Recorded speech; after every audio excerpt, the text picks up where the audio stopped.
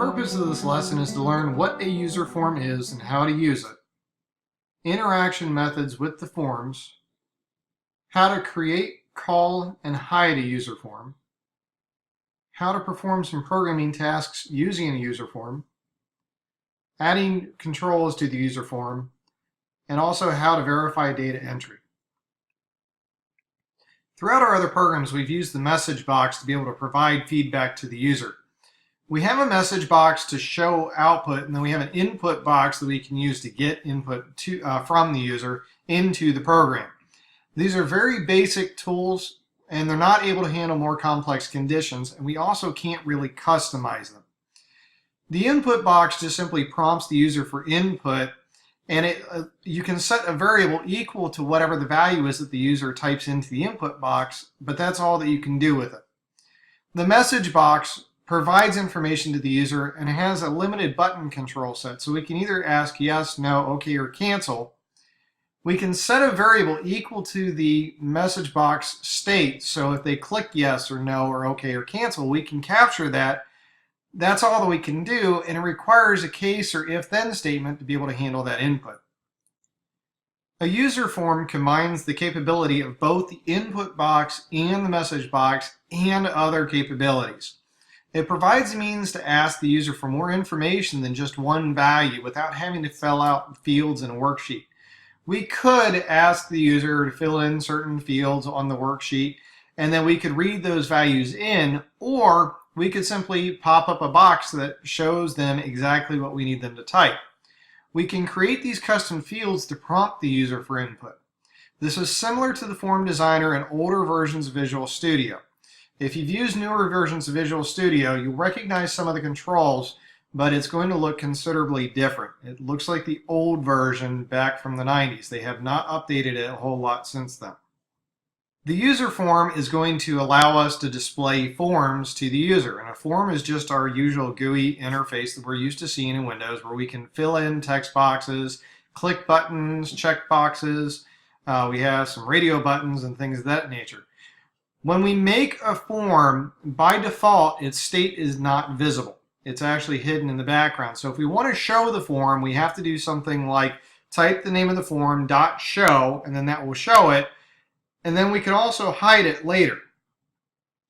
There is what's called a me reference, and me just simply refers to whatever form or whatever section of code is currently active. So instead of actually naming the form once the form is already running, we can just simply say me. And the reason we want to do this is if we decide to rename the form, we don't have to go through every single place where we reference the form and change it. We can just simply say something like me.hide. There are other me commands that are also available. Each form object has a default action or event. Buttons have a click event, which means that if you click on the button, it will do something. Text boxes have a change event. Every type of object has some sort of default action. However, it is possible to change the event by using the event drop-down list. So when we actually design our forms, you have a list over here of all of the objects, and then over here we have a list of properties. So in this case, I have a button which is denoted by the prefix CMD. That stands for command. They're called command buttons. And you'll notice here that we have a sub for command OK, which is our button, underscore click. That's the event.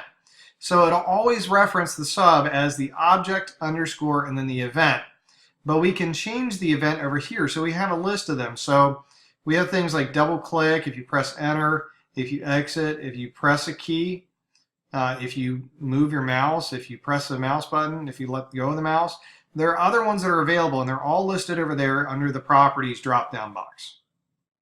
When we make our forms, we're going to start dragging things into it, like text boxes and radio buttons and check boxes, and we'll have command buttons. All of those things will be on our form.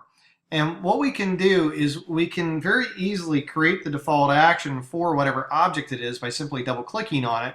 Or if we want to do something different with it, we can actually select it from the object drop-down list. So in this case, we have a form that has some buttons on it. They're denoted by the prefix CMD. It has some labels, and then it has some text boxes which are denoted by the TBX prefix, and then we actually have the user form itself is listed in the box as an object. What we can do is we can select any of these from the side over here, and when you select it, over here on the side, your properties drop-down box will show a list of all of the available events for that particular type of object.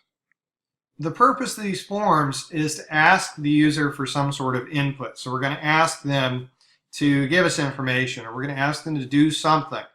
When we're done with one of the forms, we can hide it, or we can unload it.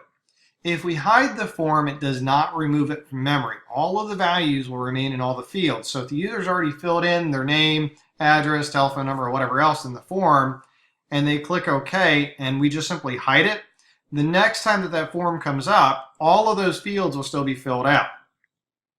Instead, what we should do is unload it, because when we unload the form, it gets removed from memory. To unload a form, we're going to use a command called unload me.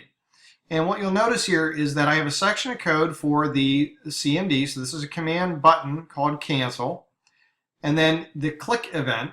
And the only line of code that's in this to cancel is just simply unload me.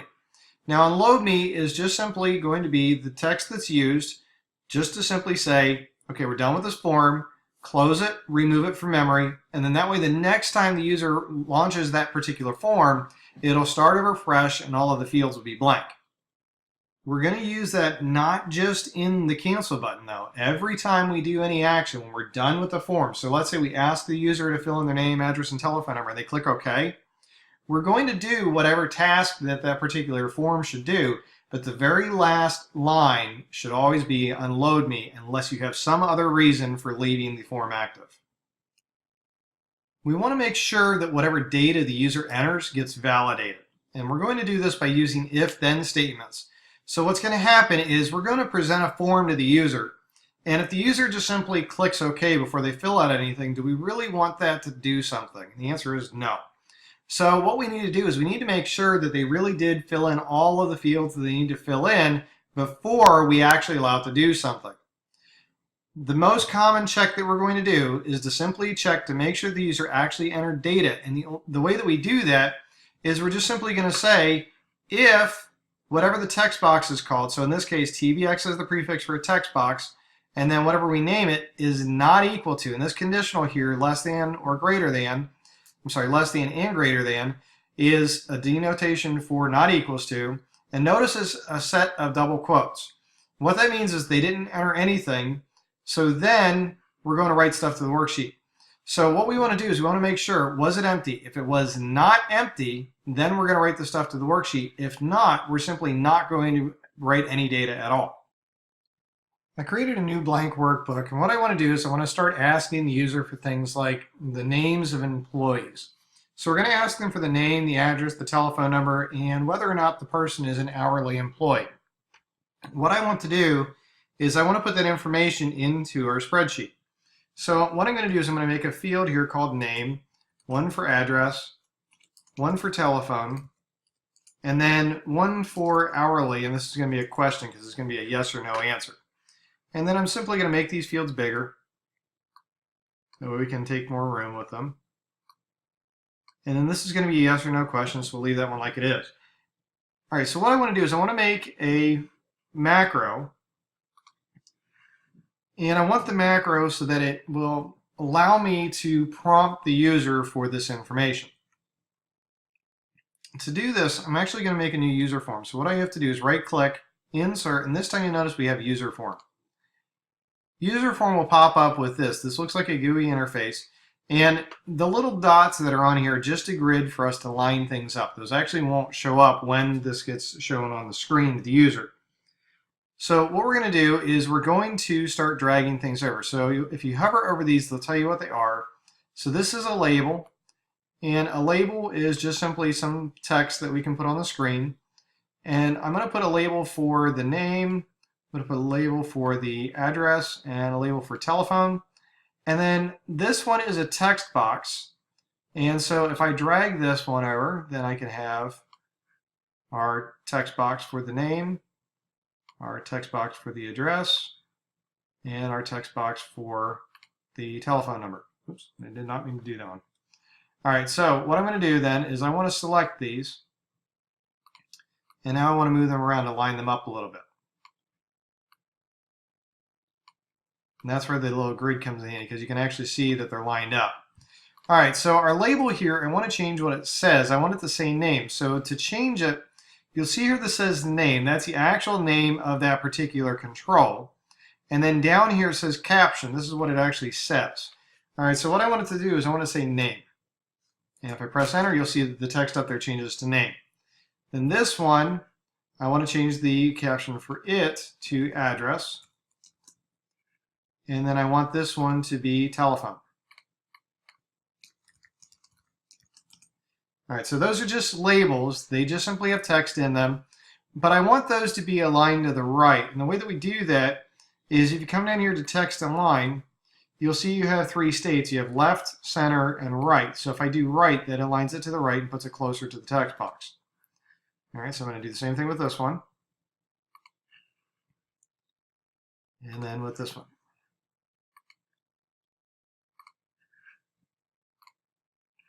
All right, so now what we have is a form where we have these text fields. And what I'm going to do to make it look a little nicer, I'm just going to move these down one block. That way they line up a little bit better to the text boxes. All right, and that's our form. So now if I were to simply run this, that's what the form looks like now. It does have place for us to type things in, but it doesn't do anything yet because we haven't actually coded it to do anything. All right, so our user form here, what we need to do is we need to rename it. And our forms are usually going to start with FRM. Things that we want to programmatically control, we should always include a prefix as to what the item is. So I'm going to call it FRM user, or let's call it emp information. Okay, and then what we can do is we can also change the caption that's on it. So that way it doesn't say user form, we want it to actually say input user information or something like that.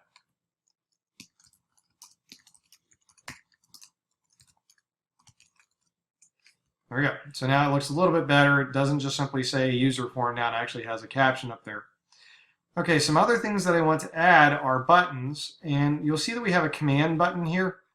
And if I drag that over, it's the type of button that we're used to seeing. So I want to make one for OK, and I want to make one for cancel.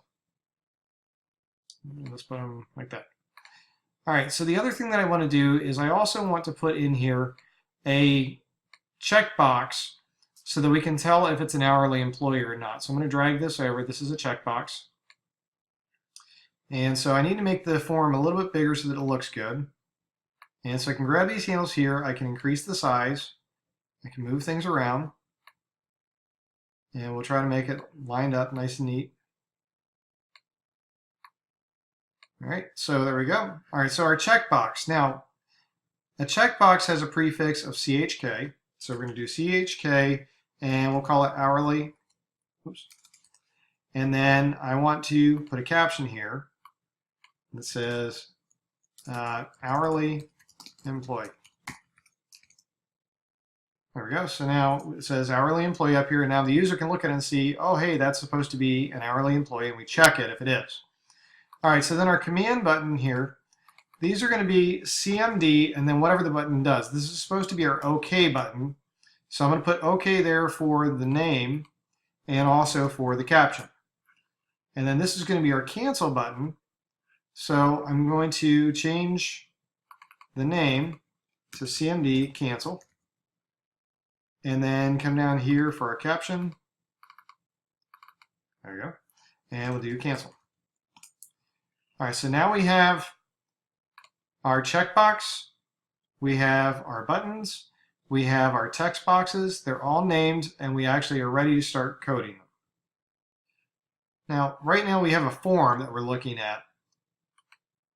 And if I want to see what exactly this form is doing, we actually can look at the code for it by coming up here to the View menu and going to Code. All right, so now this is our code for it, and we can start typing things in. Or the other option is if I want to make a default value, meaning I want this OK button to do something, then what I can do is I can double click on it, and it will open up the exact same form, but it will provide the default value for that particular item. All right, so I also want to provide one for our cancel button, and there we go. So what it does is if I select it here, or if I double click on it over in the form, it will provide the default action for that particular object. Now you'll notice for our cancel button over here on the right, it says click. That's our action, but we have all these other actions that we can play with. So before drag over, so if you drag something over top of it, drag or paste, click, double click, enter. If you have an error, if you exit, key down, key press, mouse down, mouse move. This looks like some of the other things we've worked on before. So we can make events other than just the default events, but in this particular case, we just want to leave them as the defaults. All right, so I said about the cancel button, what we're going to do is we want to unload the form. So we're going to type unload me, and then what that does is makes it where when you click on the cancel button, it will actually unload the form. So if I run this right now, the only thing that's actually programmed to do anything is the cancel button. So when I cancel it, it just unloaded that button from memory. But I also want to do the same thing with my OK button. But I just want it to be the very last line. And the reason for that is that when the user runs this thing, I don't want it to keep the form in memory when they're done typing the employee's information in. All right, so I'm going to start coding this OK button. And the first thing I need to do is I need to figure out where the last row is. And what I mean by that is, what is the next row that's available for me to write this stuff into? All right, so what I'm going to do is I'm going to declare some variables.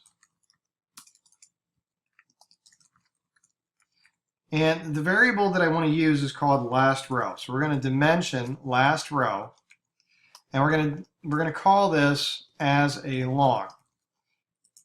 All right, and what we're doing here is we're just simply trying to figure out where that last row is. And there's a trick for doing this. So we're going to find the last row. And the way that we're going to do this is we're going to set last row equal to, and this is going to be quite a long string here, but what we need to do is we're going to look at worksheets, and then we need to look at the actual sheet that we're using. So we're using sheet 1, dot, and then we're going to look at some cells that contain information about the worksheet. All right, so what we need to do is we need to count how many rows there are. And there's actually a command which is worksheets.rows.count. And what that does is simply counts to see how many rows we have. All right, well, in this case, there's going to be 65,000 some rows, because if you scroll all the way down, it will go way down. All right, so there's a trick, which is to count all of the rows that are in the spreadsheet and then use a command called XLUp, which will go up to the last used row. And it's just a trick for finding the last row in your spreadsheet, but you have to start from the bottom. All right, so what we're going to do is we're going to do worksheets, and then this sheet 1 that we're using still, dot rows, dot count. Okay, so we're counting all the rows. All right, but we're going to only contain this to the first column, because remember, it's always rows and then columns. All right, so I want to look at that, and then what we're going to do is we're going to look at the very end of the row. So we're going to type the word end. And where is the end? Well, the end is with this XLUp command, and we're looking at the row of it. All right, so like I said, it's kind of long, but first thing is we have to tell it what worksheet we're using.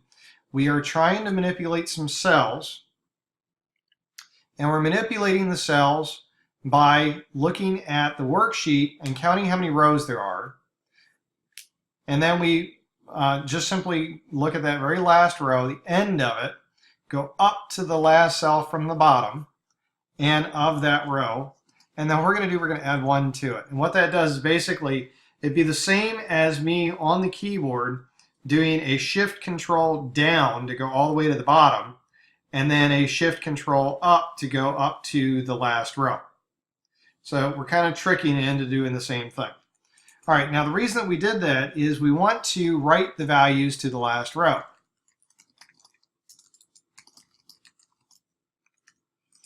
All right, so what we're going to do is we're going to take whatever the user puts in the form and put it over there onto the last row. Okay, so we have name, address, and telephone.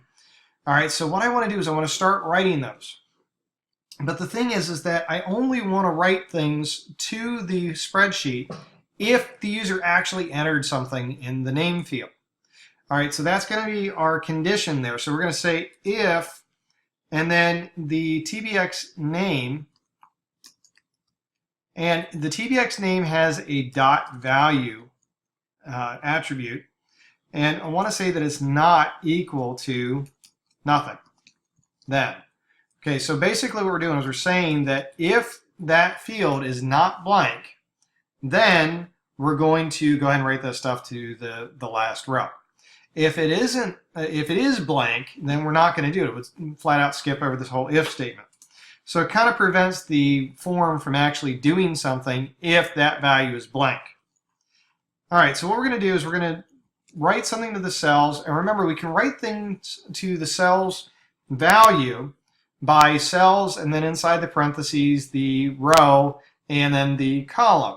Well, in this case, the row is whatever that last row is. So we can actually use that variable that we created to do last row, comma 1, dot value. So this is going to be the first column of that last row. And we're going to set it equal to whatever was in TBX name, but we can't set it equal to the entire box. We can only set it equal to the value that's contained in that box. All right, so do the same thing with the last row. Column 2 value is going to be equal to TBX address dot value, and then cells, and then last row, comma 3 dot value is equal to TBX, and that's telephone dot value. Now I want to make sure something real quick because I can't remember if I renamed them for sure. So I want to look at the form again. Yep, and I just left that as text box. I didn't actually rename it. So this is going to be TBX name. This one is TBX address. This one is TBX telephone. And I didn't mean to drag it, so we're going to put it back up there. All right, and this checkbox here is CHK hourly. That one is renamed. These are renamed, so they're good. All right, so now what we're doing is we're going to take whatever's in that TBX name, its value, and put it into the last row's first column cell value. Then we do the same thing with the address, and we do the same thing with the telephone. All right, so I'm going to start with this. I'm going to leave the checkbox alone for just a minute. And what I want to do is I want to run the program as it is. All right, so let's go ahead and run it.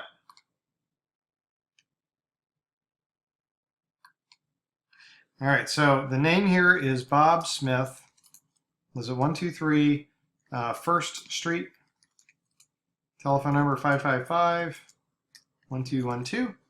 And then when I click OK over here, it writes the information to the spreadsheet. Now the thing is you notice that the field or the form went away, and it took me back to the VBE. And the reason for it is because I ran it directly from here. But this unload me command ran, it unloaded the form, and then the form goes away and it takes you back to wherever it started. Well, it started from the VBE, so it'll take you back there. We'll fix that in a couple of minutes. All right, so that's the first thing, is that I want to get the values from those text boxes, but I also want to do something with that checkbox for the hourly employee. Okay, so now the checkbox is going to require an if-then statement. So what I'm going to do is I'm going to say if CHK hourly, what do we call it? CHK hourly. If CHK hourly dot value, and this is going to be equal to true. So if it's true, then we're going to do something.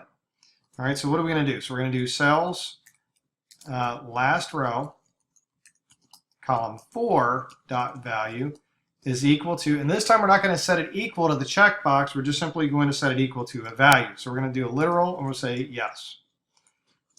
And if it's not checked, Then we're going to say cells last row for dot value is equal to no. And then we're going to do our end if. Okay, so what we're doing here is we're saying if it's checked, it would be true. Then we're going to say yes. So if it's checked, then they are an hourly employee. If it's not checked, then we're going to say no. All right, so let's go ahead and run this again. We're going to do Jane Doe, and she lives at 234 Front Street, and her phone number is 555-6565, and Jane is an hourly employee. There you go. All right, now so it actually put yes in the hourly field. It ran the unload, which was listed at the bottom here, so it unloaded it, and then it brought us right back to where we were to begin with. All right, so I want to make it where the user doesn't have to go to the VBE to launch that. So what I'm going to do is I'm going to come over here to our spreadsheet, and I come up here to the Developer tab, and I want to insert a button. And what I expect this button to do is when I click on it, I expect it to call that form. All right, so it's not going to work quite the way I expect it to, and here's the reason why. I don't have a macro available to me to actually call. So what that means is I need to have some sort of macro that's available that will actually launch that particular form. All right, so what I'm going to do is I'm going to go ahead and delete the button. We'll come back and make that in just a minute. All right, the problem is that I don't actually have a module over here to hold my macros. So what I'm going to do is I'm going to insert a new module. And then what I need to do is I want to make a form, a sub that shows the form. So we'll call it show employee info form. All right, so then what we're going to do is we want to actually show the form. And the way that we do that is we list the name of the form, so it's FRM emp information dot show. And what that'll do is it'll cause it to show the form and present it to the user. All right, so now if I come back over here and I insert another button. Okay, so here's a button. Now you see that we have show employee info form. And what that'll do is it'll let me click on the button to actually show that form. Okay, so now if I click on the button, there it goes. If I click on the button, it brings up the form. I can say David Janes lives at 555 2nd Street. Phone number is 555-9999. And he is an hourly employee. Go ahead and click OK. There we go. The form goes away because it unloaded. And our form up here, we want to rename the form. Oops, did not mean to delete it. So what I want to do is I want to change my text to something like add employee. And there we go. So now we have a form with a button on it that the user can click on the button, and as soon as they click on the button, then it will bring up the information for adding another employee, and it will just simply keep adding the employee to the list. Now, if I add somebody that's not hourly, so let's say we have Joe Green, who lives at 444 Frontage Road, and 555-3333. This person is not hourly. It'll put a no here. And that's because of our if-then statement that we have. In this lesson, you learned what a user form is and how to use it. You learned how to interact with some of these methods, things like clicking and hovering and moving a mouse. You learned how to create, call, and hide a user form.